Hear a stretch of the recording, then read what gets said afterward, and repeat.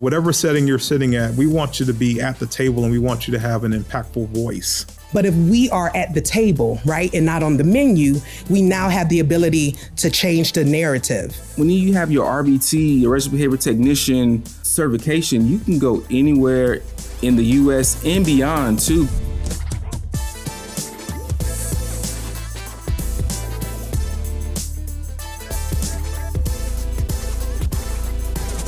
Hey, what's up, Savannah State?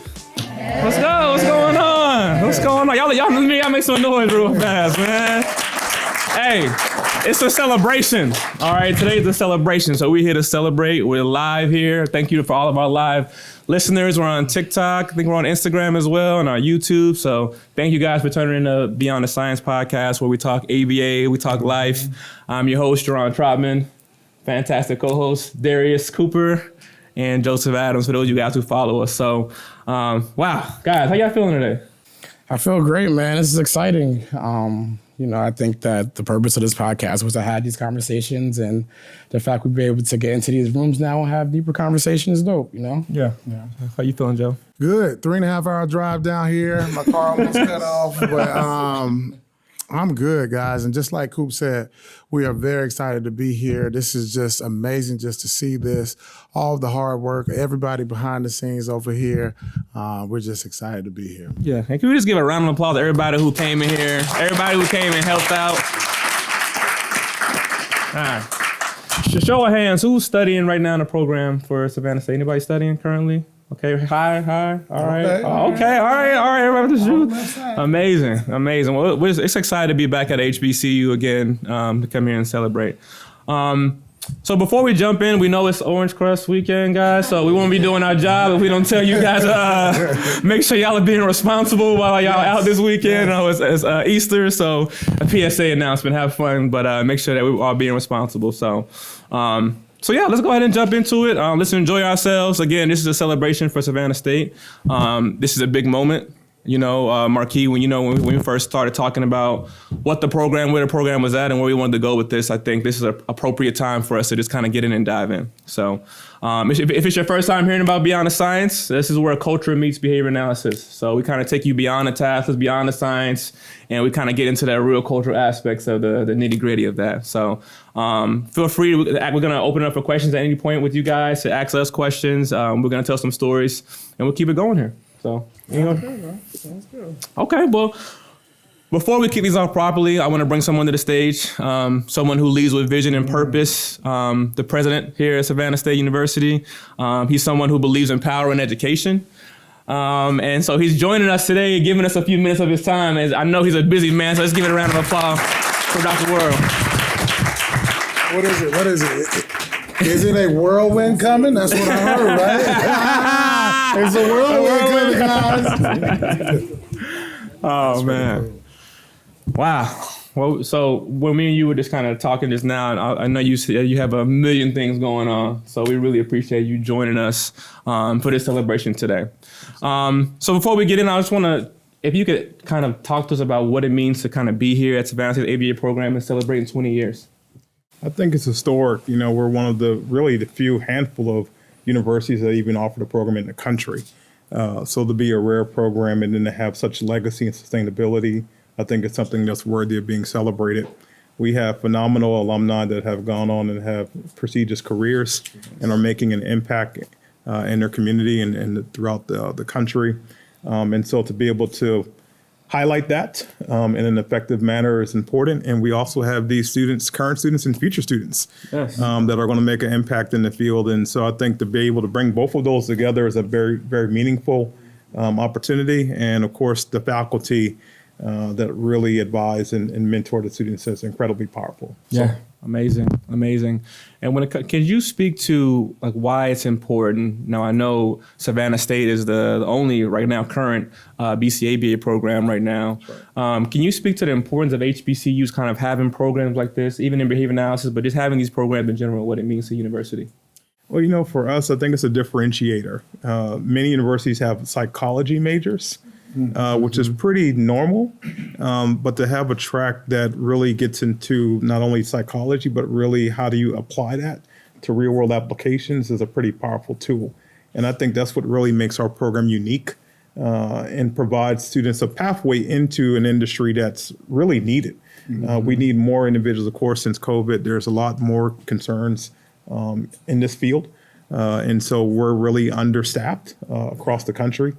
And so to have professionals coming out, particularly at an HBCU, where we have an additional focus on marginalized communities, individuals that may not have the appropriate or adequate resources to really understand that and have the lens and the perspective on how we better serve them, I think is a very powerful, again, opportunity. And so we're very fortunate to have all those things colliding here and then having folks that really want to serve in that capacity as well. Yeah. That's awesome. So I want to ask, do you have anyone personally, friends or family that are neurodiverse on the spectrum? I do not, but I have a lot of, not family, but I have a lot of friends that are. And it's a growing need. And so to have practitioners that really understand it, are effective, and really care, I think is very important. I think the data is showing that, again, the case management, if you want to call it that, it's very heavy on those who are serving because we just don't have enough practitioners. And so there is an impact individuals are feeling individually, but then if you expand that from a community, we have a lot more gaps to fill. Awesome. Could you give us a fun fact for our listeners who are watching this right now about Savannah State that maybe one of our listeners would know? Ooh, a fun fact. I'm still learning myself. Okay. this is week 2, so I don't know if it'll be a fun fact or not. I would just say one of the things that I've learned here is just the property that we're sitting on, back way in the 1800s, just the land. We had a lot of slaves that were on this property. We know that we've had some individuals who were buried on this property from back then. And so when you talk about just legacy and the impact of African Americans in this part of Savannah, this is a very enriched but also very historic piece of property. And so we want to celebrate that history, but more importantly, we want to make sure that those folks that lost their lives or gave their lives on this property, that we really do something to make sure that legacy is not lost. And really it's about educating the future generations. And to me, I won't call it a fun fact, but that's a very important fact we have in our library here, and our beautiful archive that I'm looking forward to spending some hours in, that really speaks to the rich history of this institution, especially given that we were the first public HBCU in the state of Georgia. All right, hold on, man. You can't just throw it out there without us talking now. I'm about to say, all right, we're the first, we're the oldest. Yes. And so again, just having thousands of people that have come across this place and have done tremendous things, not only here, but across the world, we owe it to them to ensure that we continue to build off that legacy. Yes, I love that. So what's one message that you would like to leave these amazing, beautiful people right here on our left side? One message. So I'll give you a quote that a good friend of mine, his name is Dr. Walter Bumpus, a great guy. He's retiring in DC this year. But one thing that he said probably back in 2015, 2016, he said, if you're not at the table, you're on the menu. Say that again. I'm going to repeat that one more time. Not at the table, you're on the menu. He said, if you're not at the table, you're on the menu. And so what that means to me, and hopefully what it means to our students, is that we are putting you in a position to be of influence. You're learning great skill sets, you're learning content, you're learning textbook theory, and you're also, of course, learning theory and practice. But it's really the leadership. It's the things that you learn and how you're going to be able to apply that and getting at the table, whatever organization you're at, whether it's a nonprofit, whether it's a case management group, whether it's government, non-government, whatever setting you're sitting at, we want you to be at the table and we want you to have an impactful voice. Okay, because if you're not at those tables, people are talking about you and they're making decisions about your future. And so here at Savannah State, we want to ensure that we build folks that not only have the competency to do the job, but have the leadership and the potential to be leading at those conversations. And so that is my goal for all of our students, undergrad and graduate, that we're at the table and then eventually we're at the head of the table. I love that. Yeah, I just want to add before we go, you have a great skincare routine. I can't tell if you're 25 or 35. I'm saying, I know he's the president. Like 25. No, but yes. I just want to add, we appreciate the knowledge and the game, and it sounds like you guys have some great leadership here. These are conversations that I'm happy that we're having. I hope that we can just continue to have, kind of thing. Yeah, absolutely. All right, guys, one more time for Dr. Ward. Appreciate you. Thank you so much for spending time with us. We appreciate it. And thank you all for the platform. We really appreciate it, and thank you for the advocacy of our institution. Yes, absolutely. Awesome, guys. I mean, that's awesome. Cool. How do you feel about, have the president coming, talking, giving some nuggets to everybody? I just think this is, I'm going to say dope. I'm a young guy. I be saying, a little bit different stuff. But I think that, 20 years ago, this wasn't really a conversation. I think that, we had friends or family that may have been on the spectrum, and it was kind of like a topic that people didn't really want to touch. So the fact that we can be in a room like this and have this conversation is powerful, Yes, it is. Yeah. And also just bringing to light, because I've been in, this field for a long time, and I didn't even recently find out about Savannah State's program until maybe a couple of years ago. So I'm hoping that our viewers that are watching now, this is also getting y'all intrigued, or people who want to join this program and kind of learn more about it. So shout out to Savannah State. Okay, let's bring up our next guest. She is a legend, a foundational pillar here of the program, and she's been here since day one. All right, how many people can say they've been here since day one? She's still shaping minds today. Everybody, please join me in welcoming Dr. Katherine Stewart.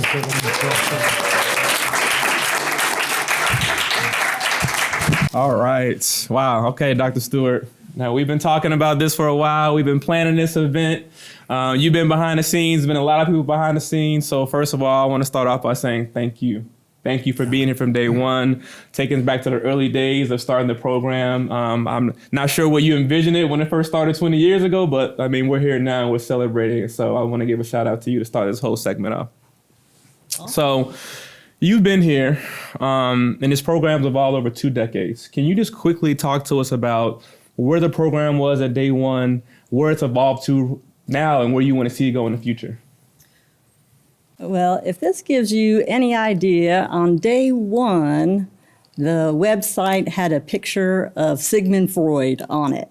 Ooh, okay. Which is not really part of our world right now. Mm-hmm. And so since then, starting in 2009, we were able to get a verified course sequence, which just, for those of you that don't know, it means that we're providing the coursework that you need to get certification after you graduate.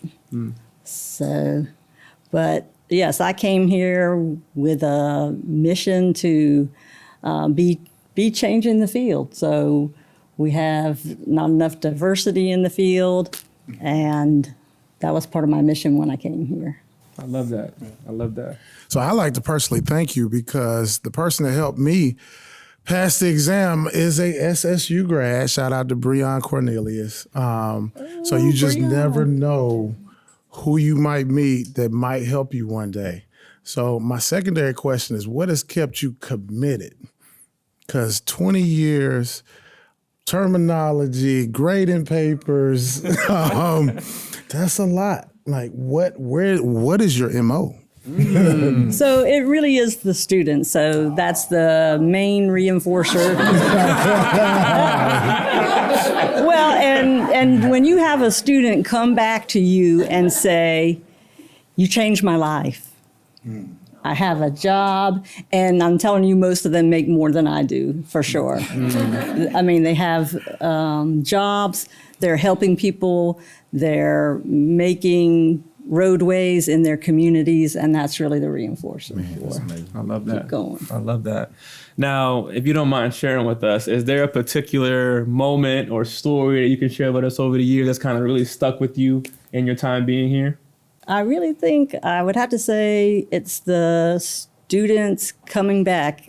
So students who even say, "Oh, I hated it in measurement when you were making us learn how to graph." Mm-hmm. But then saying, "I do this every day at work."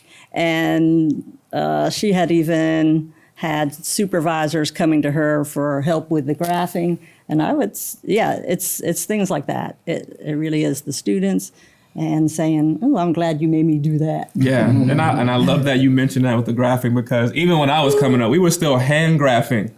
Now, y'all don't have the hand graph now, right?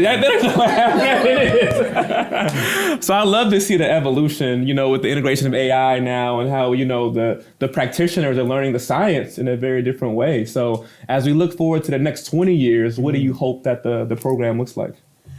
Well, what I really hope is that we have a clinic here on campus where people are getting their supervision hours along with that coursework.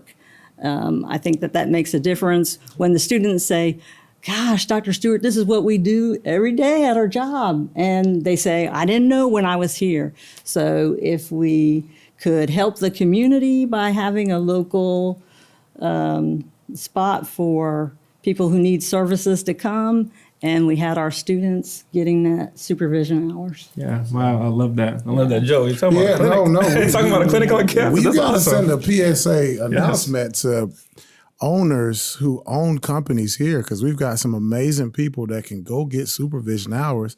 And in our field, that's one of the biggest obstacles. Yes. Like, where do you go get the real practical knowledge that you can apply? And not just a clinic for just, small kiddos, but now our field is more geared towards the adults.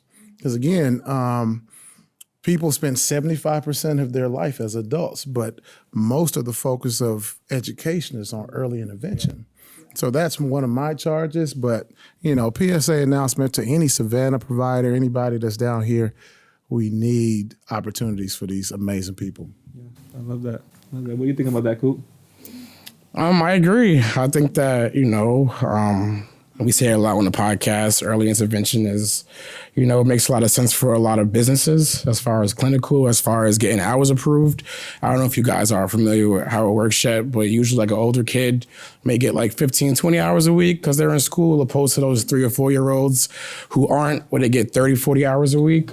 So there is a business side of it, which is kind of unfortunate because those older kids start to get forgotten about, and then you do get to high school, you do get ready for college, and it's a whole new world of issues outside of knowing your name and knowing your address. So I think that, hopefully we can try to get some more focus on it, Yeah. Love that, man.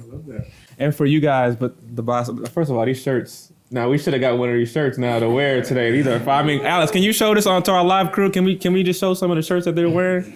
I mean, this is amazing right now. Can we get one after this? Can we get the address, or like, what can we get? We'll pay. No, this is awesome. I love the camaraderie. I love the pageantry. I love the solidarity here. So this is awesome. Thank you for getting that shot, Alex. And then get the back of it too. So as he's getting that, before you leave, it's like we asked President World, like, what would be the message that you would want to leave to the current students that are here, or the people that are watching that are interested in joining this program? What message would you want to leave them? I would say this is the one place right now where you're going to get this program at the undergraduate level at a HBCU, the only one in the country, and you should be coming to us. This is the place to come. I love it. One more time. Thank you. Thank you, Dr. Stewart. Appreciate it. Wow. I mean, Joe, what I would say to that is, how many universities can say they have, the person who was there from the start to come in and still talk to the students? I mean, that's awesome. That's impactful work right there. Yes, still dedicated, still making people cry in the audience, still doing an amazing job. It's just really good to see.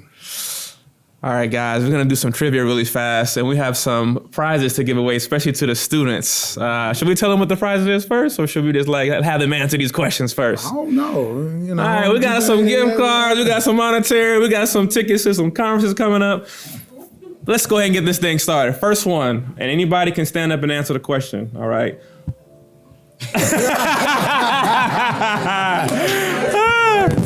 What was SSU's original name? Go ahead. Is that correct? Can we fact check that? Nope. Anybody else want to try to answer that one? No. You know the answer? Does anybody know the answer? Hey, nobody knows? Hold on. She was saying that first.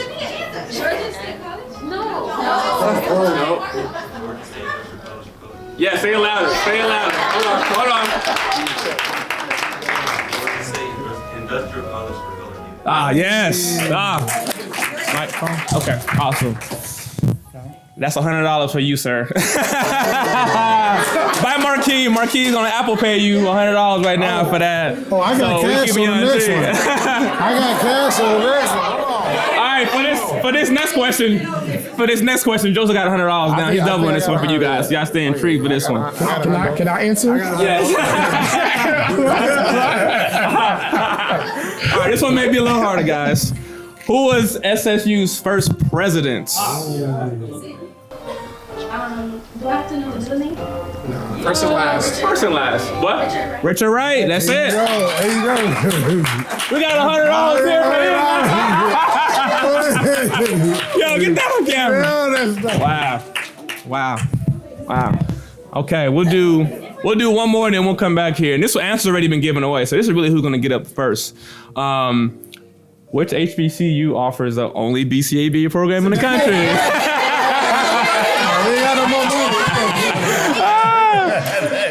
Okay, I got something for all of y'all towards the end. Y'all just make sure y'all hold me accountable, okay? All right, Joe, I didn't know you had $100 like that just in your pocket. Man, was that improv? Like, what was that? You just walking around with $100 bills in your pocket. All the company guys. I love it. Okay, so now we're gonna bridge the gap with the student voice. So we're gonna bring on two students. We need another chair, by the way, because these two students have been leading the charge as BASA president and VP. So we're gonna get another chair here so that we can have another person come sit down with us. But I'm gonna bring up Isaiah. Isaiah, you wanna come join us, brother? Yes, I will. And is Thelma here with us too? Yeah, you can bring one of those up. Hey, y'all got some moves? Y'all show us a little bit of moves? No, okay. I play music, I don't dance. Oh, what kind of music you play? Anything. I play guitar, DJ, produce, play drums since I was 5. I love it. All right, we got the VP and the president here. I mean, y'all, and they repping, see everybody's like their cameras out. Y'all must be doing a great job. I think the first thing I want to start out was with you guys. Why did you choose ABA, and what inspired you guys to even be in the position that you guys are in now? Well, I chose ABA because somebody very, very dear to my heart was diagnosed with autism. And just the challenges, to get services, especially going back to diversity. And I realized that, wow, not just ABA, speech therapy, occupational therapy, all these kind of therapy was just so hard to get. So for instance, if you are in the public school system, you're waiting sometimes a year and sometimes like 3 months to even get speech therapy. And then also like if you don't have like, let's say insurance outside what the public school can get you, then your child is not getting that service. And then once services started, I realized that there was not many people that look like us who were given services. And even I'm gonna say it in terms of Atlanta. In Atlanta, sometimes you have to wait a year or a year and a half at the Marcus Autism Center just to get the diagnosis for your insurance to approve you of the services. And so just that wait, just to get the child services was it was so hard.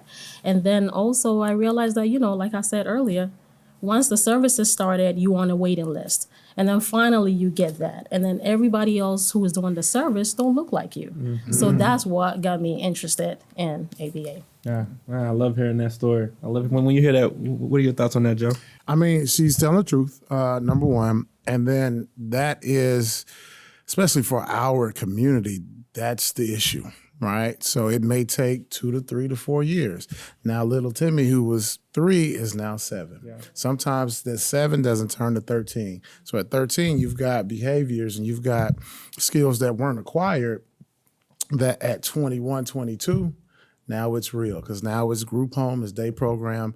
It's a tough rest of that kiddo's life. Yeah. Yeah, and we hear it. I mean, we hear this story all the time. I mean, Coop, I think we were just talking about this the other day, so I really appreciate that. Brother Isaiah, how you doing today? I'm doing well. Can you talk to us about what basketball, like what it means to you, and what does this platform mean to you? What does it mean to uplift other students, and just kind of talk to our listeners about that, and talk to your people out in the crowd. Okay. Well, basketball to me it's still a new organization. Well, not new. We just reinstated it last semester. So to me, it's new because I came 2021. And it's just amazing. Like 2021, when I came, I wish we had this. Just being up at this table with men that look like me, have the same hair as me. I just feel empowered already. I want to go run through a wall with y'all, man. Let me stop. But I just wish we would have had this in 2021. It's just the empowerment in the field, and with us being the only HBCU with behavior analysis as an undergraduate program, that's very important that we have. We should have people from across the country come to Savannah State, and there should be more HBCUs with the program, and this just being the foundation for it and helping other colleges and universities get the program as well. Yeah, man, I love that. And I love to hear you inspire. You know, for those of you guys who know, I'm the president and founder of Black Men in Behavior Analysis. Black men in the field, Black BCBAs, they make up 0.6% men of all BCBAs, so we're not even 1%. So I've been there. I know that journey. I appreciate you being here with us today. Thelma, can you share a moment at SSU that you'll never forget? Put you on the spot here. Wow. Well, it's... Keep it clean now. Yeah. I was about to say, you gotta put criteria with that. Does it have to be related to ABA? No. Well, I think last year, I'm going to talk about BASA. So last year, one of our advisors, Dr. Sedekov, took us to South Carolina for a SAYABA conference.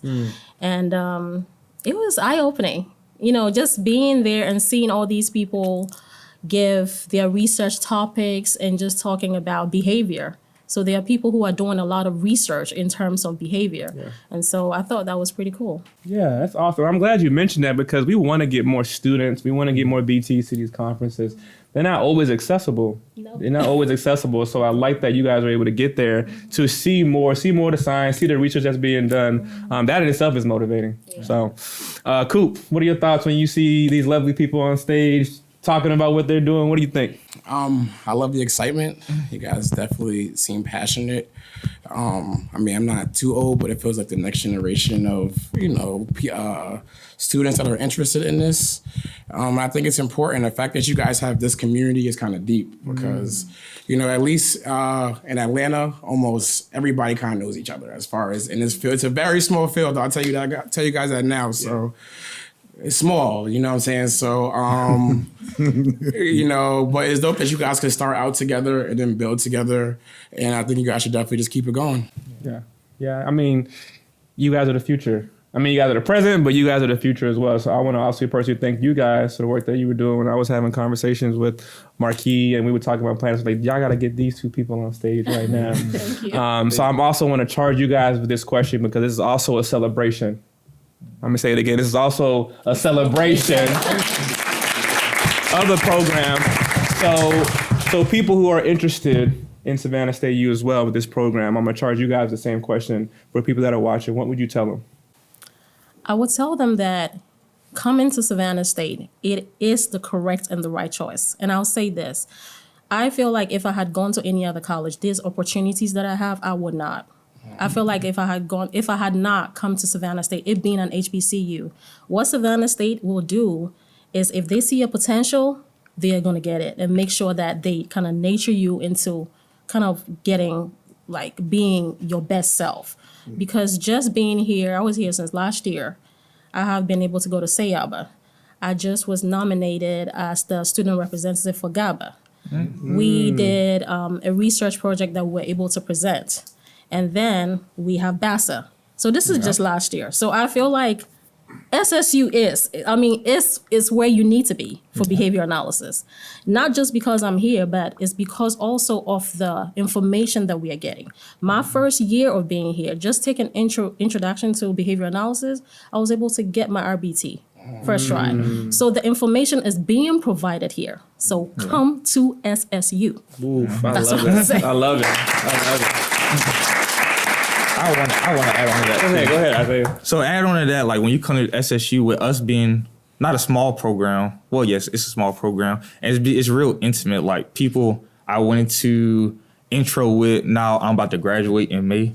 I'm leaving with. So I just say come with open arms and come ready to be friends and network with people inside of the program, because those relationships go a long way into the future. So from the friends that you have here, those connects will go on your whole ride through the field. Yeah, I love that. And then networking is important too. Yeah. You say your network is your net worth. That's what That's true. say. That's true. Very true. Our listeners, we have not forgot about you. We know what you guys want, and we're going to give it to you. We're going to transition to Coops Off the Clock. Well, I'm gonna keep it safe. I know they got teachers in here. I'm still trying to. Where do you guys see yourselves in the next 5 years? Well, next 5 years, I think I'm going to have children. I just got married 2 weeks ago. Oh, yeah. 22. Yeah, 21. Hold on. Let's stop for a minute. Hold on. That is amazing. All right, 21. Can somebody quiz the men? I want one of my gentlemen in the back. Quickly. Married at 21. Y'all give him one piece of advice at 21. Seriously, somebody stand up. One of my brothers back there and give him a quick piece of advice for being married at 21. He's always right. Oh! I've learned that already. All right, so hold on. They say happy wife, happy life. So I went to my wife Not and always right. Don't you believe that? I don't care if he's the president. but isn't it supposed to be happy spouse, happy house? That doesn't work? No, No, congratulations, brother. I hope it was amazing. How many people you had at the wedding? 300. Wow. Big families. I always say, like, spend the money on the honeymoon because you feeding all these people and you ain't gonna see half of them again, right? It was worth it. Well, congratulations on that. Thank you. But yeah, like having kids, I do want to invest in some real estate properties. So that's my goal in the future. Of course, going back to graduate school to get my master's in behavioral analysis, applied behavioral analysis. Other than that, though, I'm just going wherever God takes me. You know? I love it. Bro. That's been my goal so far. Just being prepared for what He has, and that's just my goal. I love that. Thelma? My plan is to go to grad school. I want to become a BCBA. I honestly want to make like an impact in our community. I want to be a voice in our community. I want to be an influence in our community in a positive way. So just going to grad school. And I would also like to meet more people like Miss Jacobs. Like she's so much energy, so much positivity. And I want to meet people like, you know, in our community who are making an impact, ABA, Black men in ABA. Like I want to do more networking. So grad school and then positive influence in my community. I love that. Well, thank you guys so much for joining us today on this podcast and this live viewing. Hopefully our listeners are watching. And, you know, one thing that I heard you guys both say is you guys both wanted to go to grad school and continue your education. One thing that I was doing my research at Savannah State, there's so many amazing programs here. Even outside of the behavior analysis program. So I'm encouraging people who are curious to go check out Savannah State, check out their programs. You guys have some amazing programs here, and I really appreciate that you guys want to continue your education. And hopefully that's inspiring the next generation coming behind you guys to want to continue education. Thank you guys for joining us. Thank you. So I wanna ask you, Coop, when you are hearing their stories and hearing about what they're talking about with BASA, like what's the first thing that comes to your mind? I would probably say empowerment. I think that it's dope that there is a focus. I think that, this is hopefully is something that other colleges kind of catch on to. I think it's needed. I think that unfortunately, like the supply will never meet the demand. There's always going to be more children diagnosed than there are therapists, but I do think we can kind of fix that if we're just putting the word out a little more. Yeah, for sure. And I just want to encourage people, and thank you for that, Coop. Behavior analysis is just this powerful style. Like we have a technology to really improve the lives of others, but people are branching out now. So for those of you guys that are interested in outside of autism, I'm sure you guys notice we have OBM out there. We have ethics. We have, if you can get into dog training, you can be in the FBI. We have people doing school consultation. Like we really have a science that I feel like we haven't been able to reach as many people. But my charge to you guys are going to be look outside of that as well, because this science can extend anywhere you want it to go. So think about that, be intrigued. You guys are the future leaders that could be doing research outside of that. Yeah. So I just want to really encourage you guys to think about that as you're looking at this science, what it looks like, expand outside of that. You guys can do whatever you want to do when you put your mind to it. I know it sounds cliche, but it's really true, and you have the science to do that. Joe, what about you? When you heard it, when you heard them come up? Community is number one. We talk, authors here, sometimes we talk about how to make an expanded impact. And that is our goal now, is just to get the science out there and to make that expanded impact. I think I've made somewhat of a local impact, right? But I wanted to be more on a national level. And I wanted to go outside of just traditional means. Like, I'm trying to get my substance abuse certification so I can apply the science to deal with addiction and recovery. I'm trying to move to group homes. I'm trying to move to day programs. Thank you, Brother Arthur, for all the help with the group homes. But yeah, so I'm trying to just expand our science, because there's so many ways and so many avenues that people just need help. And we have a science that could change behavior. Yeah, I love it. I love it. Appreciate it, Joe. Time to get in some more trivia. Ooh, we'll give us some more. We'll give us some more money. We got some more prizes. Okay. Probably do a Cash App. Oh yeah, Cash App.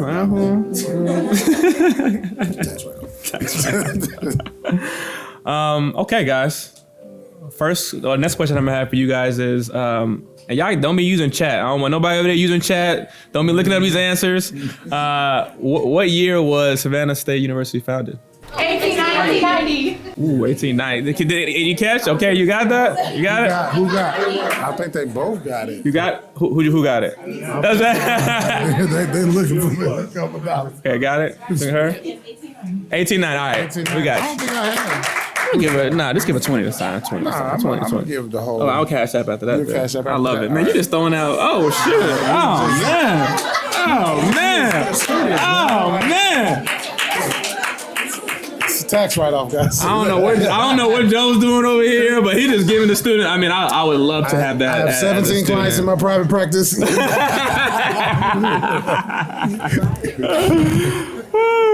Okay. Who is the current program coordinator for Savannah State University? Correction, guys. For the behavior analysis program. So who's heading the program? Okay. Did she get it again? Did she get it again? Okay. I think you got that. We got something special for you in a minute. That's awesome. Let's clap it up for that. Dr. Stewart, thank you for that clarification on that, by the way. Yeah, and that isn't the answer either. Oh, we clapping. The current coordinator. So hit us up. Correct us on that, Dr. Stewart. Who is it?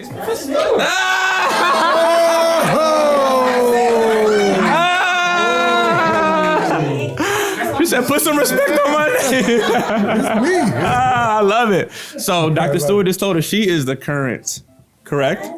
I love it. I like the music you put there too, Alex. That's awesome. All right, so we'll circle back to that one for Royce. Awesome. Okay, I want to our next guest. I think everybody knows her.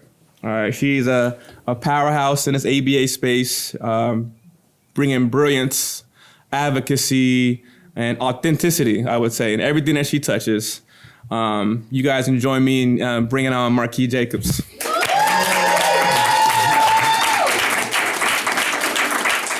I don't even know where to start with you.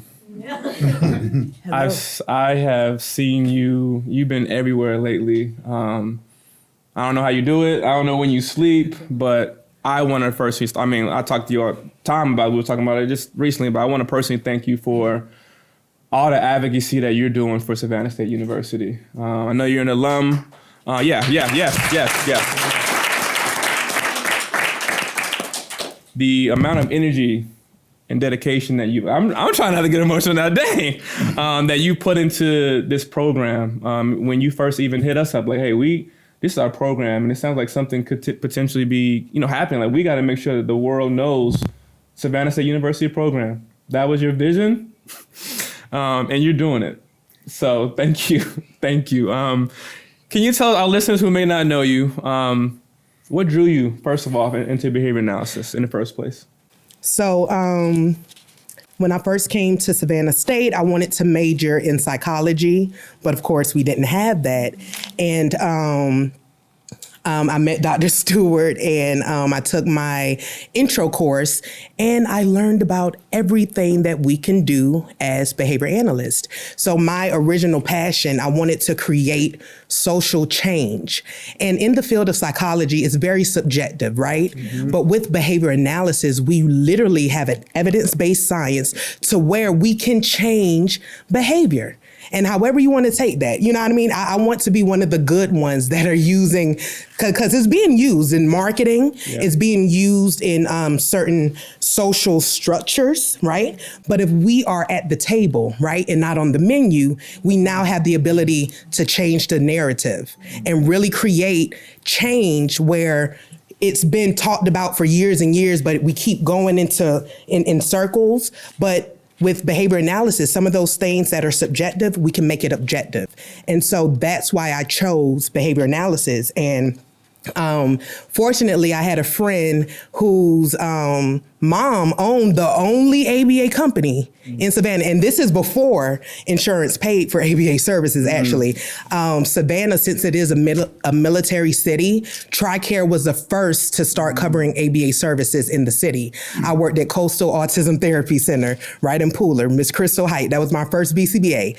And after working with the kids, I fell in love. Like my first day working, I'm like, oh yeah, I'm here. This is here. And not only in ABA, again, my passion is using the science to create social change. And I find that ABA is just one way to do that. Where do you see the ABA program here, and what impact can these students make on their local community in the next 5 years? I'm so glad you asked. So I definitely, so for one, if we're talking about, so in the field right now, the number one domain for behavior analysis is ABA, right? Autism, working with children with autism. And so with us having a undergraduate program, that means that the students here would have to get their master's in order to become a BCBA. I would like to see a master's program, a pipeline to a master's program. We need that. And there are people that are within our network, people that we know, people that we are in group threads now that are willing to do that. They're willing to, have those conversations. So we have Tia Glover. She's working with FAMU to create a master's program. So hopefully those conversations can be had.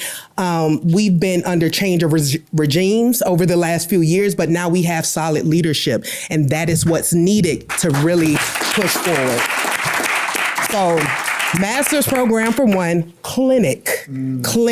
Y'all need to be practicing these skills on campus, right? I also see you guys being taught how to own clinics and become leaders in the field. So again, we don't need to be, so as an RBT, there's a certain level of reach you can have. But when you start sitting at the tables with the owners, the people that are on the boards and things like that, that's where the change happens. And I foresee Savannah State teaching the students to navigate the field in that regard as well. Yeah. Y'all hear how Marquis speaks with so much just joy and passion. Like, I'm serious about this. This is what real passion looks like. When I graduated, the Alumni Association told me, like, hey, it's up to you. The people behind you, you are supposed to come back and give to your alma mater, and that's what I'm doing. And I charge you all to do the same. Okay, I'm not doing anything that I'm not supposed to. This is what HBCU education is about. We have to support our alma maters in this way. Yeah, I love it. Cool. When you hear Marquis talk, man, I love the passion. What is your first idea that come to your mind when you hear her talk? So, I was an RBTU when it started a company. I went to school for entrepreneurship. I think that there is a side of ABA that isn't spoken about enough as far as business and being able to start your own company, and whether it be marketing, whether it be conferences, clinics, there's a bunch of, avenues that are here. And I think that, school just wasn't for me. I think that if school is for you, get your master's, get your BCBA, 100%, but school isn't for everybody. And if it isn't for you, there's still other ways to make great money as an RBT, and use your network to potentially build a company or, build something in the ABA space still. Yeah, so. I love that, Coop. I love that. And Marquis, you talked about potentially having the BCBA, potentially having the clinic. So high aspirations for this camp. And I hope we come back in 10 years and we do this and we're like, oh, wait, next year. Is Dr. Stewart still going to be? You going to be 10 more years? You can give us 10 more? Yeah. Next year. Get the clinic done in 6 months. So I kind of want to transition to something, a little more serious. I know we've been having some fun here. You've been this major voice in also equity and inclusion in our field. For those that are listening right now, and I'm not going to speak too much about what's gone on with the BACB recently and the announcement, not to dive too deep in that, but can you quickly speak to why that work is so important, particularly when it comes to diversity, inclusion? I know that's under fire right now from a political standpoint and whole, all those things, but in our field right now, it's a hot topic and you're still doing that work.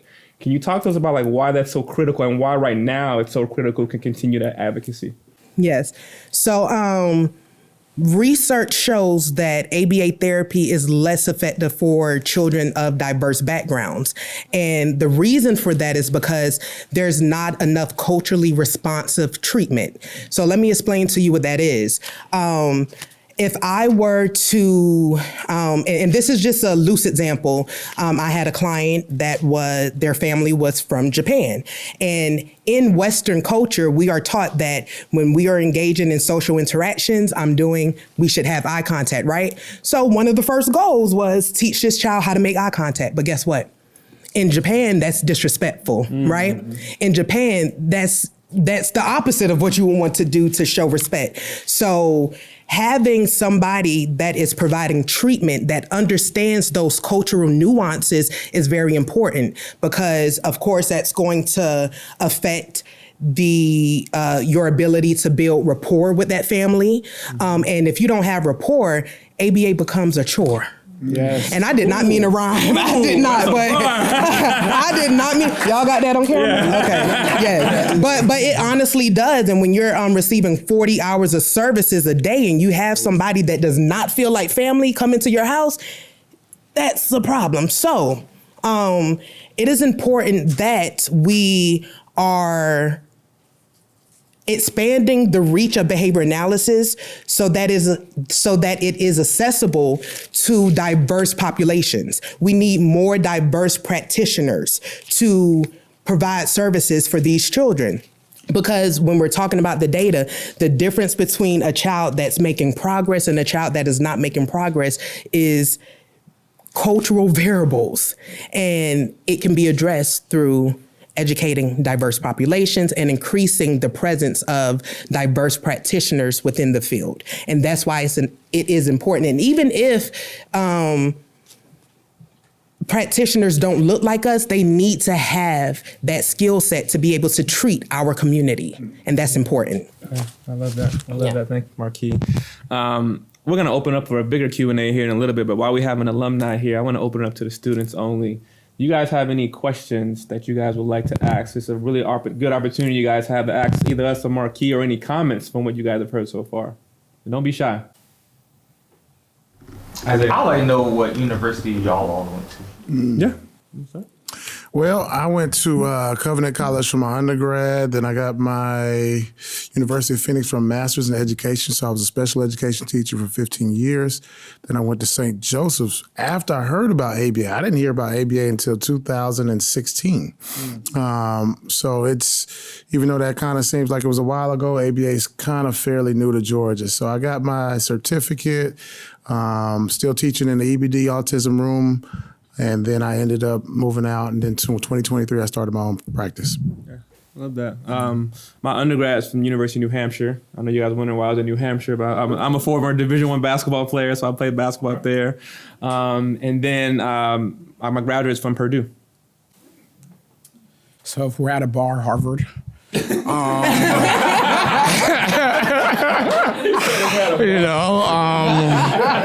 ask me the year. You know what I'm saying?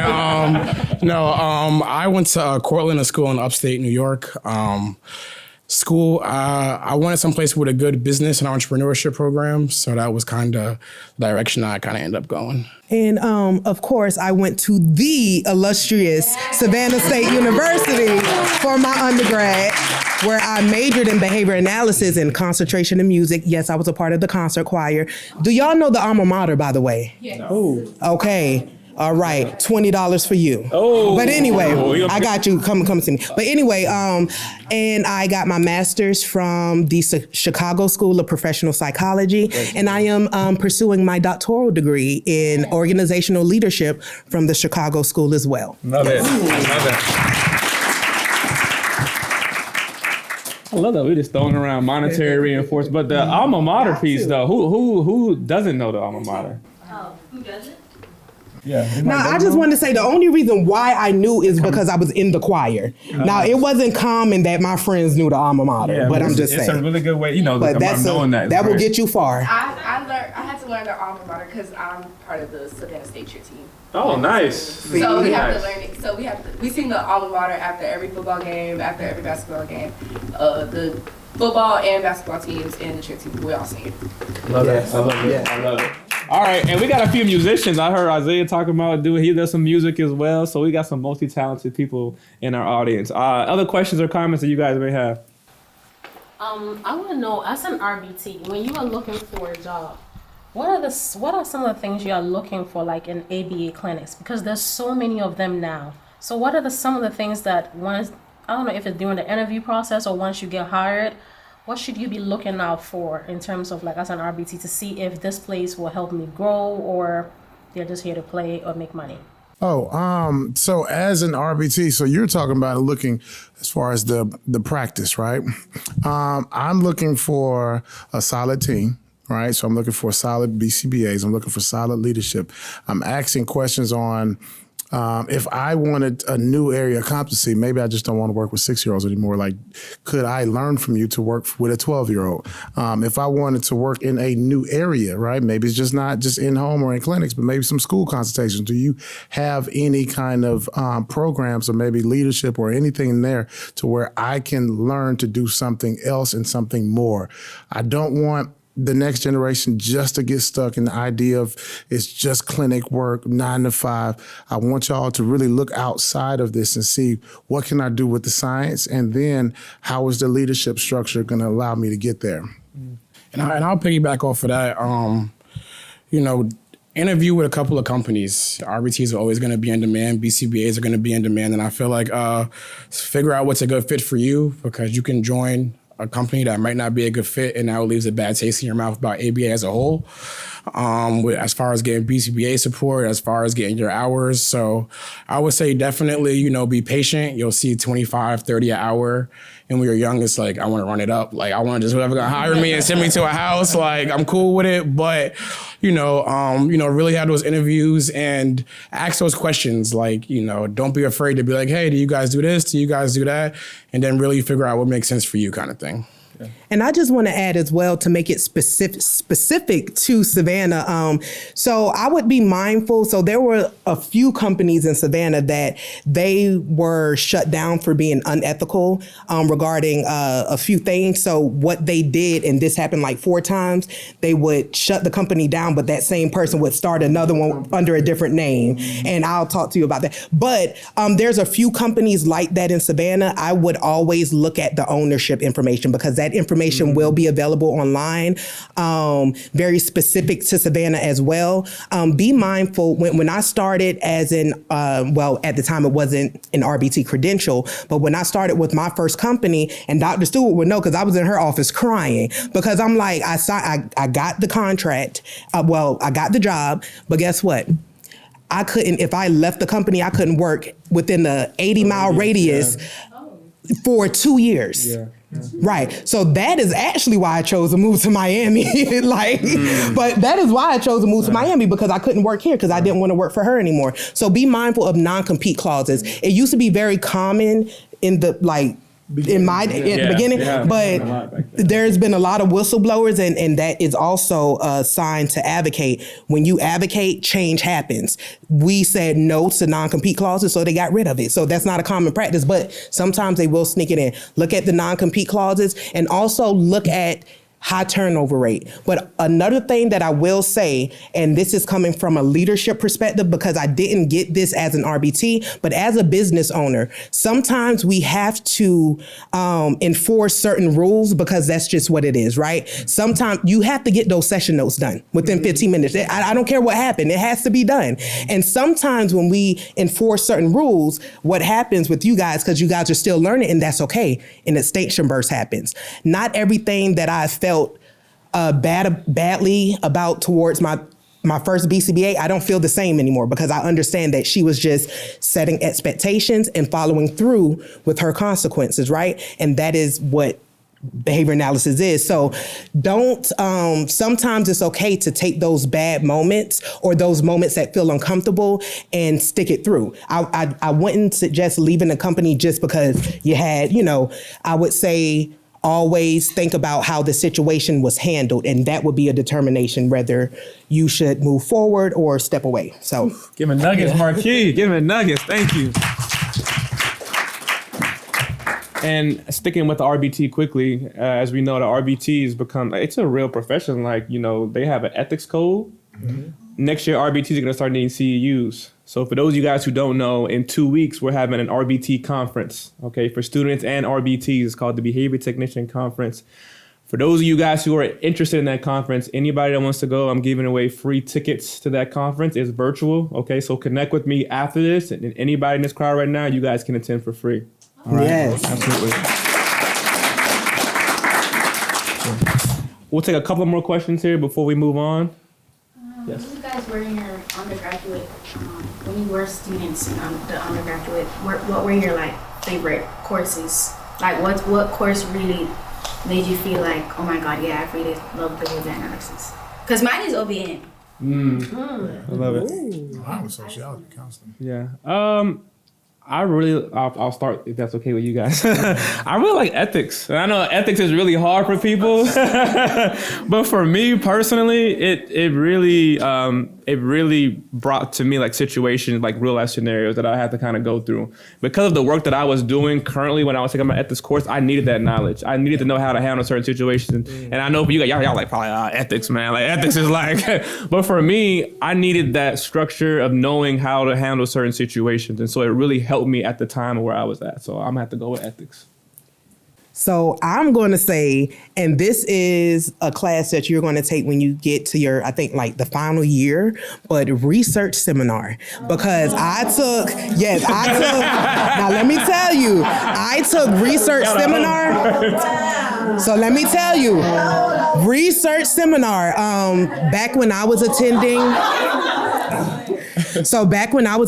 we had a professor called, her name was Dr. Raffis, and she specialized in OBM. And so we had to do we did a whole research project. We actually were able to increase recycling behavior on campus, which is why you see multiple trash cans placed at the entryways of the doors, because we figured out people just didn't want to be dirty. The trash cans were just too far away from the doors. So I learned that in research seminar through the project that we did. But yes, that was my favorite class. And when I did that and I had my data and I presented my data, I was a behavior analyst then. I've been a BCBA. I was a behavior analyst then.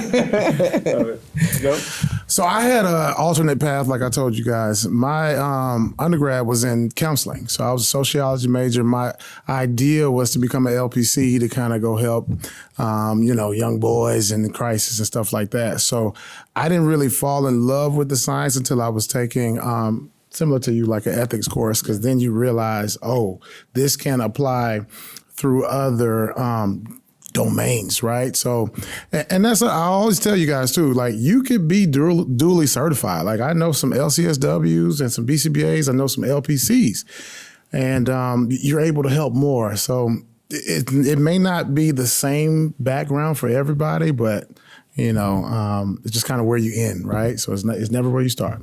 Yeah. Awesome. And you could get anywhere from here. That's our motto. That's our motto, by the way. I love it. Yeah. I love it. Did you want to answer that, Cooper? I'm gonna probably go gym. Probably go gym. Honestly, probably accountant. I hated it, and then I had to fall in love with it, kind of thing. So that was probably be the one class for me. For those of you guys who don't know, Coop is a genius when it comes to numbers. I'm not sure if y'all seen that show Suits, but that's Coop. Coop is on there. He's a guy with numbers. So, all right, guys, we got time for 2 more questions, then we have to move on. Yes. How did you 3 meet? Ooh. So this is a really funny story. Hopefully I can do y'all justice. You were a BCBA. You were Joe's you were Coop's supervisor. Yes, that's how we met. Yes, I was an RBT and you were my BCBA. Which is super ironic. But me and this guy, this is a funny story. I kid you not. We are actually cousins. Didn't even know. So both of our families are from Guyana. We're both Guyanese. And we connected. Was it online? It was online. Like, don't you know such and such? Yeah, I was like mutual friends and they're tribesmen. So, I mean, the odds of having a cousin in the field and the BCBA is super rare, but we found that out. But we still haven't found like the major link. No, we just know we're related. It's coming. It's coming. It's coming. But we take some DNA tests. We all had lunch. No, we all had dinner at a networking event at Apartment 4B in Atlanta. And we just kind of talked and we kind of clicked and it was like, all right, well, we can make change. Well, let's either start a clinic or start a podcast. Let's do something together. Yeah. I mean, so it's pretty cool. We're currently building a school. Yes. Together in a greater Atlanta area. Mm-hmm. Yeah. That's I think when you have men like us that come together, we just made a decision that we wanted to make change, positive change in our community together, and so that's what we've been dedicated to doing. Yep. So yeah. Yes, and I always say you will always be more powerful with a team. It's a kind of a stigma in our community that we can't get along, that we can't work together. And the goal of this was to break that. When you can find the right people, you're only as strong as the people around you. Mm-hmm. But when you do find the right people, you're able to make a way bigger impact that you'll ever be able to make by yourself. So. Oh yeah, that old saying, "Show me who your friends are, and I'll show you who you are." That's what it is. Yes. So we got time for one more. Okay, we'll take 2 more. You, then I come back. Yes. Was there ever a point in you guys' professional journey where you felt like you were losing passion for what you were doing, and how did you overcome that? You want to take that? Want me to take it? It's a great question, by the way. That is a great question. And yes, that does happen. When you move into ownership, it kind of happens a lot. Where you because it's just more than just service delivery. Right, it's like the behind the scenes stuff. Like had to stop, had to pull over and send some of the insurance. Like on the way down here, it's just a lot of. And I'm taking a parent call right now, but it's just a lot of stuff like that. So what keeps me going is knowing that that 18-year-old can acquire certain skills that allow him to be independent in his group home versus being in his mom's basement for the rest of his life.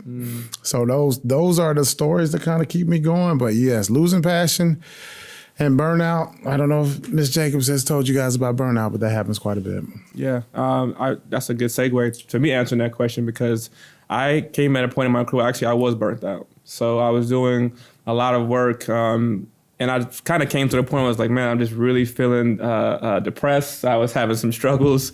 And that's actually what got me into entrepreneurship. I was like, how can I make an impact be impactful still, but in a very different way? So that was kind of my prompt to kind of move into the entrepreneurship space because I felt like I was burnt out and I wasn't making the impact that I wanted to make.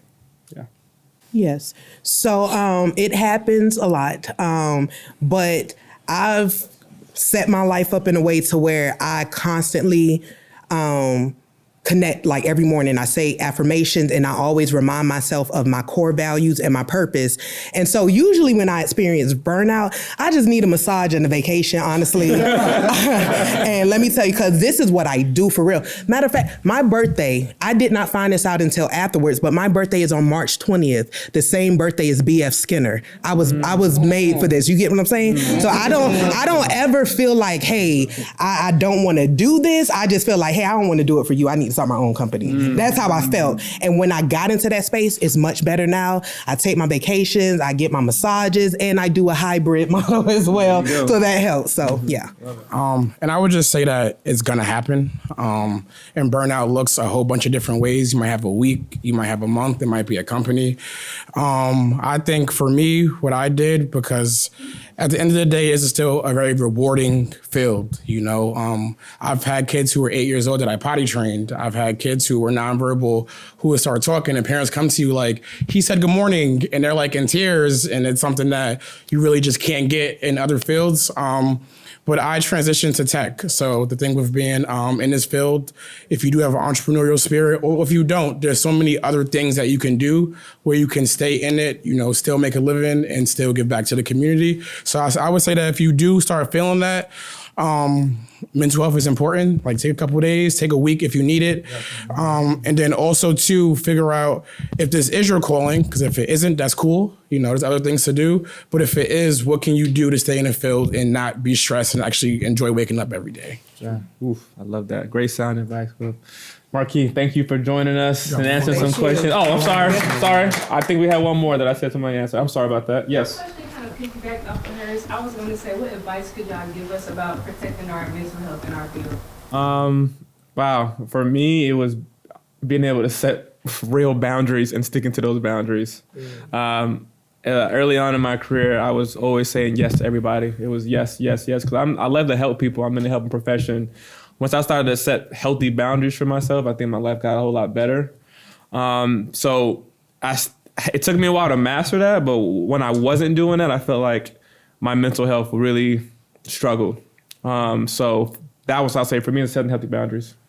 And I would say just make sure that you're with a company that has company culture that aligns with you. Like me personally, I have an ABA company. If a staff is saying, I'm having a rough week, like take the week. You know, obviously as a job, we have a standard, we gotta do certain stuff. But I think, and every company doesn't have to do that, but I think that, you know, find a company that has certain values. And when you do that, you're able to avoid a little bit of other stuff, so. Yeah, can I add to mine really fast too, quickly? Yeah. Being able to have a community to talk to it's been also important for me. Like for me, I have this brotherhood here, but I also have a larger community of people that I can talk to. That matters when you can kind of, and especially people that are like-minded with you that you can kind of talk to, bounce ideas off of, tell them what you're going through, have them empathize with you. So that's also something that I would say. Well, I mean, I'm still struggling. So I was going to just piggyback off of what you just said. I was going to say, do not listen to Drake. When he says no new friends, please make new friends. Go and network. Because in your professional journeys, the people that you've grown up with, you guys were able to connect on a personal level. But what you're going to need is social reinforcement that encourages leadership behaviors, that encourages you to go in those tough moments. So that's why it's important to go to these RBT conferences. That's why it's important to get in those groups on Facebook. Hey, RBT, you know, whatever it is, find your people, because the next phase of your life, you're going to get as far as your weakest link. And that's your weakest link is the people that you have around you. So your professional network is very important, and you need that for social reinforcement, for opportunities to be reinforced through certain behaviors that are beneficial to your career. Yeah. So I want to ask, does Savannah State have any classes that focus on networking? Maybe a business minor. So it has the potential to have a class that, so they offer special topic courses. And I would encourage the students, if you have something that you're interested in learning, communicate with your administration. You know, those are what those special, matter of fact, I studied abroad in Trinidad and Tobago, and it was a special topics course. They didn't even have a class for me, but I told them, hey, Dr. Nanyuze, I want to study abroad and I want to go and that's what I wanted, and they made a course just for me, and Dr. Stewart approved it. It just requires a signature, so communicate. Yeah. Awesome. And I would say, because this is still a struggle for me, because I've got a wife, 12-year-old daughter, and my daughter is, and she is, no, we're not going to reinforce that. She'd be wrong. But I think I'm learning to diversify, not just do the same thing every day. So I'm learning to put together like some PDs for some school consultations, get more school contracts, do things that are outside of just that normal treatment plan, insurance, calling, note checking stuff that I typically do. So, but it's still a struggle. It's always kind of be a struggle, especially when you have more things to balance. You know, your husbands for your ladies, your kids, and the same thing for the guys, your wife and your kids, especially when you get these active kids. You know what I'm saying? It's hard. Thank you, God. Thank you, Marquis. Thank you so much. I would love for one of my students to come join us up here and share what ABA has personally taught one of you guys. Anybody who's bold enough to come up here and share, inspire somebody who may be listening. Okay, we got somebody. Hi guys. Oh, all right, what's your name? Mackenzie. Mackenzie. Yes, Nice to meet you. Thanks for coming up here. Nice to meet you. First of all, I want to say I'm enjoying the shirts, I'm enjoying the camaraderie, I'm enjoying the community here. If you don't mind sharing with our listeners and with your peers here, just something that ABA has taught you or you want to share with people that are watching. I would say ABA has taught me to be resilient because growing up with the speech impediment, it has been very hard, but ABA has taught me that your peers will be reinforcing for you. Early intervention is very reinforcing for you because I started therapy when I was in middle school, so I was about 10. And so now, like, I don't really like to talk in front of people, but it has really helped me to like continue to like push through the adversity and just continue to just be okay with what you're going through. I love that. I love that. Yeah, round of applause, man. Yeah, I love that. And what's been your favorite thing about being here at Savannah State? I would say my favorite thing is being around all my classmates. We are very close. I would say the program is a great program. It's very, it keeps you grounded because the coursework is not challenging, but you have to continue to push. You don't give up because some of the classes, they aren't the easiest classes, but just keep going. I promise. What would you guys say in answer to shout it out? I'm gonna say it. What's the hardest class in you guys' program on the count of 3? 1, 2, 3. I got measurement. I got ethics. You hear it, Dr. Stewart? All right, raise your hand if it's research. All right, raise your hand if it's measurement. Measurement stuff. Oh, that's measurement. That's it. I made that one hard, Dr. Stewart. Mackenzie, thank you so much for coming and joining us. Y'all, round of applause for Mackenzie.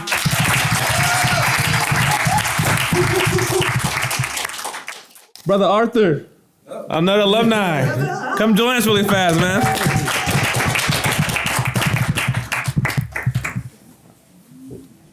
So we're honored to have some alumni join us. I always like when the alumni talks. I know you didn't know you were coming up here to talk, so you ain't got no index cards, you ain't got nothing. Thanks for joining us, brother. How you doing today? I'm doing good. I'm happy to be here. I recognize some of the faces. Come here maybe a couple of times. I remember you specifically because you have a sister, right? Do you? I'm talking to you. Yeah. You have a sister. She works at a clinic, and I just remember you saying, I can't work there because my sister works there. And that's what kind of got me into like, we got to figure something out for y'all. So I appreciate just seeing you still here. But that's where I started talking about that. I'm like, wow, that's crazy. You can't work there. That's I'm thinking about ride transportation. Arthur, you are alumni here. Me and you've connected. Arthur's involved in BMBA, Black Men Behavior Analysis. He's actually part of the planning committee for the conference that we're having. He's doing some meaningful work. Can you quickly just speak to our listeners and the students here too about just kind of where the program was at now? Where it's at now compared to where it was at before when you were here? Oh, no, I'm here. No. Oh, okay, I'm tripping in. So can you quickly speak to let me revert that in. Speak to the behavior analysis in general, and then in terms of Savannah State, just kind of why it's important for HBCUs to have these kind of programs. It makes a difference. Diversity is something that's needed in this field. I came in this field undergrad and master's special education. Thought I wanted to be a principal, found out about this field, and then I went back to school to take the necessary courses, like 6 courses I had to take. But I remember going through those courses. I left what I was doing to go work in a clinic, and it wasn't really a lot of people that looked like me. And then I was kind of not used to that because teaching Title I schools. So to go to something and, nobody looks like you, I said, this is different. So that's when I started to realize, man, we need these programs. And I had never heard about behavior analysis either until my master's program. Still didn't really understand it. And I said, wow, my undergrad was special education. Nobody ever mentioned it. And I went to school in North Carolina. So I never heard it, so I moved to Florida and I was in the master's program there. And to hear about it, I'm like, this seems kind of cool. I'm like, but why don't I know about this? Because I'm working with kids with autism. Some they're in self-contained classrooms. I'm like, I've never heard of this. So when I heard about the program here, I was very excited because I remember 2020, we were having these calls on Zoom saying, hey, we got to bring this program to our HBCUs. And at the time, I didn't even know there was a program. And somebody reached out and said, well, there already is a program at one of the HBCUs. I said, really? So they told me about it and I kept reaching out. And I think I finally got in contact with some people over here. And I said, I just want to talk to the kids and just tell them about the field because I want to help them. I didn't have anybody to really look up to say, hey, you should do this. So I'm like, I know when I was in college, I could always look at teachers that were doing what I wanted to do. But I said, in the field of behavior analysis, I didn't really have anybody. So I said, it makes a difference when you have that support around you. Yeah, I appreciate that, Arthur. I'm going to put you on the spot for a minute because I think I've told you this before, but one thing that I always see you doing online and on LinkedIn, and you always asking questions. Like I see you, you know how it's on LinkedIn, so confident. I always see you asking questions, and I always see you being curious. If you have any piece of advice for the students here that are maybe be curious and networking, can you kind of just talk to them about what that is and what it means to you? I'll just ask questions. Don't be afraid, even if you think it's annoying, you're nervous. Just ask the question. I think the worst that can ever be said to you is no, or maybe they'll put another word in front of the no, but it's still ultimately no. So, I mean, I kind of got used to hearing no, but I would tell anybody in here to join LinkedIn to really connect with other people, whether you RBT, BCBA, BCABA, you want to get into OBM, because being on LinkedIn has expanded my network and it's how I connected with most people. Yeah. Joe, I think we met through somebody else, but that's just a way to connect because it's really big, your network, regardless of where you want to go, because when you have your RBT, your registered behavior technician certification, you can go anywhere in the U.S. and beyond too, because I'm starting to see United Arabs, like Dubai, they need RBTs over there too. Mm-hmm. And depending on where you want to go, the pay is different. I'm in Florida, y'all in Georgia. The pay is definitely different. Joe can speak on what he has to pay RBTs. I didn't have to pay that when I did it, but but it's just amazing just to see. It's a field that can be rewarding, both monetarily and just emotionally. Yeah, well, appreciate that, Arthur. Joe? You talking about speak on what I have to pay? No, don't speak on that. Where are we at on time? Okay, all right, we at 3:27. Cool. Any question you have for Arthur before we have him? No. So I would say that this is a brother that I met when I first started. We jumped on a call and gave a lot of game out the gate. Stepping into the entrepreneur space. You have to know somebody, and you have to, it's a lot of insurance and getting the LLC. And I think, TikTok and Instagram make it seem like it's just easy 2 steps, but it's never that easy. So he really showed me the value of networking in your network and being able to reach out to someone that's not like, all right, I'm gonna call you back. I'm gonna let you know, and being like, all right, well, I got 7 o'clock, let's jump on a call. So I definitely appreciate you, being that person at the start of my career. And follow Arthur, what's your Instagram handle? The Behavior Dad. The Behavior Dad. You got it on Instagram, follow the Behavior Dad. Arthur be putting out clips, putting out nuggets, so we appreciate you coming on, Arthur. We have alumni, we have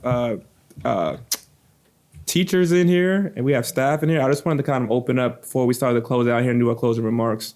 If there's any comments or memories regarding Savannah State University that anybody wants to share, or any piece of advice for our students, I want to open up the floor. This would be the time for you guys to share. Okay, so I just want to share, I was a student when President Obama got elected.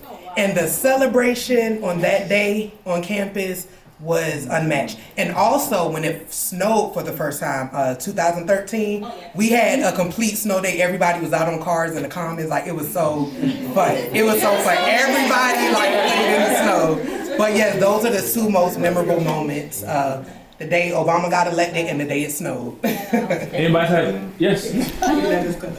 Before I say anything, I just want to give another round of applause for Dr. Stewart and Dr. Serdikoff.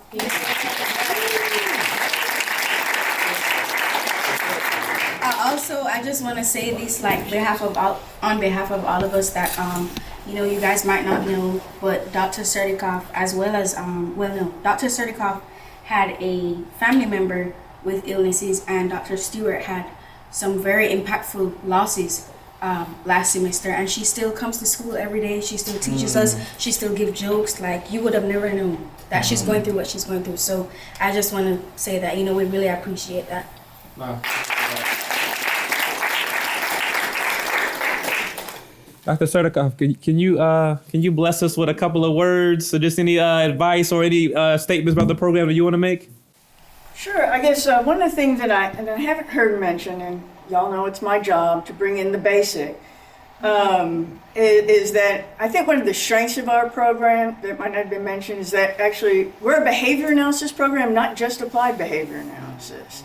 And so one of the strengths of our students as they go out is that they bring the breadth of the field, their knowledge of the breadth of the field, and so they have those skills that you've been talking about to be able to take what they know in the knowledge base and apply it in all those different areas.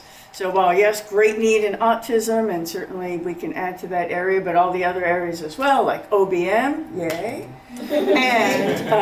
and other applied areas as well, and bring that into leadership in other areas. So recognize that as one of your strengths, folks. Yeah, I love that. Love that. Thank you. Yeah. Well, thank you. I am the chair for the Department of Social and Behavioral Sciences. One of the programs is behavior analysis. And I want to say on behalf of the program, thank you for essentially allowing us to talk to the community. Our mission for behavior analysis is to be known as a premier bachelor's degree granting unit in the state of Georgia, if not the nation. And I say be known because we already are in the state of Georgia. We are the only undergraduate program of our institutions. And we believe that we already have the leadership in this. I would say that, based on my 7 years, as chair of the department, behavior analysis, I think, is going to be unstoppable as a discipline. Yes. And I think that we are working out on strengthening our unit and to export our model to other sister institutions if need be and have MOUs with them, if possible. So I want to thank you for that, this opportunity to, because we needed a pinch of marketing so that people know that we are here. And thank you on behalf of the Department of Social and Behavioral Sciences. Finally, the chancellor was here, I think it was this week, right? Right, and he said something about Savannah State. He said, Savannah State is not going to go anywhere, in the sense that we are here to stay. And I think that I could say the same thing for our behavior analysis program. I could say that our program is going nowhere except on forward. And we are here to stay. We have an established idea here that we're pretty much comfortable working with. So thank you again. Yes, I think that bringing awareness to the science of behavior analysis is such a great thing. So thank you for everybody who came together to make this event possible. As far as the students, I say keep going, keep striving. I just ran across ABA when I was after undergrad, really, and somebody just said be a behavior analyst, and I just joined a master's program, didn't have a clue. So the fact that you guys can learn about it in undergrad, I think it's really a blessing, because the field it has been a blessing to me, and I mean to many of my RBTs, they say the same thing. So I say just keep striving, keep going, And I look forward to seeing y'all soon because we are a big community, as you guys see. So I look forward to seeing y'all soon. Love it. Kendall is a local BCBA and also an amazing resource as a true testament of the power of networking. I actually met Kendall. I've always heard her name through other colleagues in the area, but we met at the Black WeBat conference actually. And she is here because she is just as passionate about you guys as I am.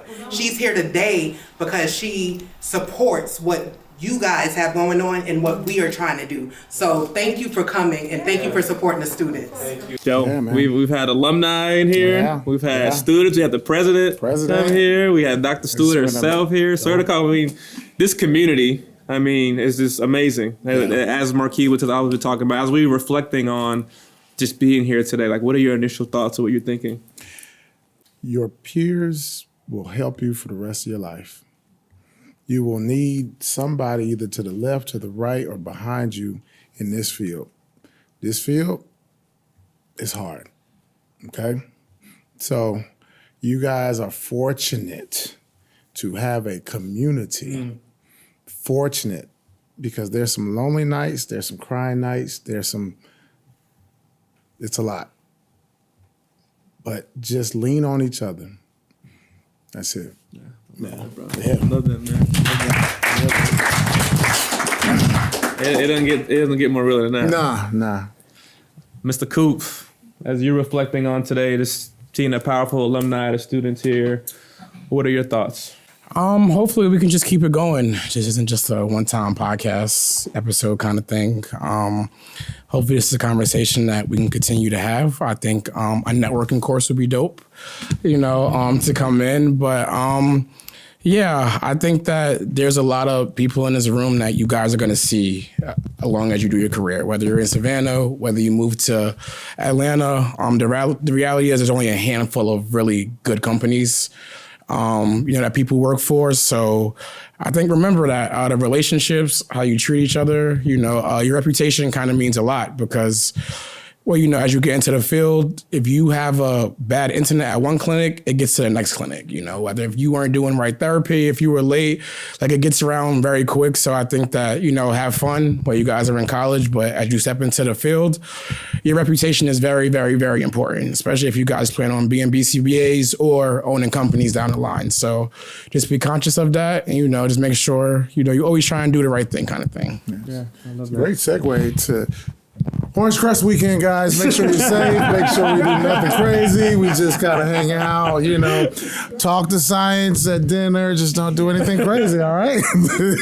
Dude, like Orange Crush. We got Easter going on. It's a busy weekend here at Savannah State, but 420. Right. We heard you.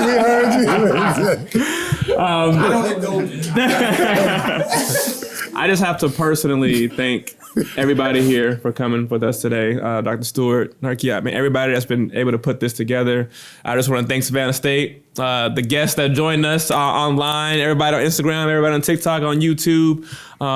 This has been beautiful. And this was more than just a celebration. I think this was a powerful reminder of our presence in the field. Yeah. Our presence in the field. If you learned something today and you want to listen to us more, follow Beyond the Science. We're on Instagram. We're on TikTok. We're everywhere.